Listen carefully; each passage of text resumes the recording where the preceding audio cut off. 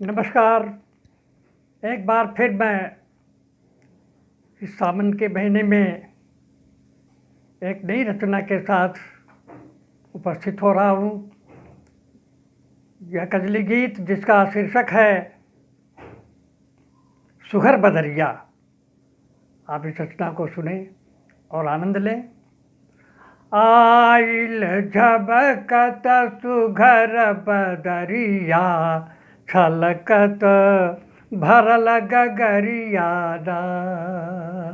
आइल झमकत सुघर बदरिया, आइल झमकत सुघर बदरिया, छलकत भरल गगरिया ना। गोरिया थिरकली पन घटवा, गोरिया थिरकली पन घटवा, दमक दमक हास उजास घुघुटवा, दमक हास उजास घुघुटवा, ले से उठवा पे दियरिया, मानो चमक बिजुरिया ना। ले से उठवा पे दियरिया, मानो चमक बिजुरिया ना।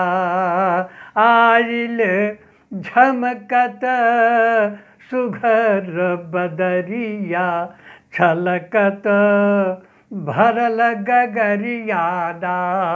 अस आकाश से मिलत धरतिया, अस आकाश से मिलत धरतिया, रस बरसत अखुआत प्रीतिया, रस बरसत अखुआत प्रीतिया।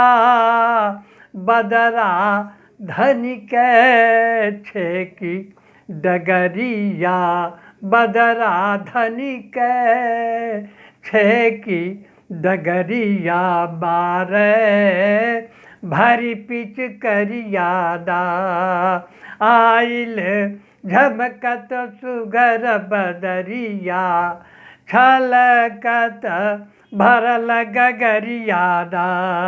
आयल सावन देखी, आयल सावन देखी बदरिया, आयल सावन देखी बदरिया, आवत हुई है मोर सवरिया, आवत हुई है मोर सवरिया, देखत पिय के राह बहुरिया, देखत पिय के राह बहुरिया।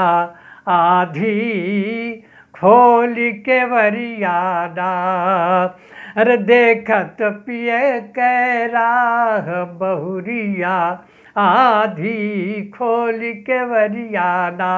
आइल झमकत सुघर बदरिया, छलकत भरल गगरिया ना। और अंतिम पंक्तियाँ समर्पित हैं। शिववा परबा मोर सजनवा,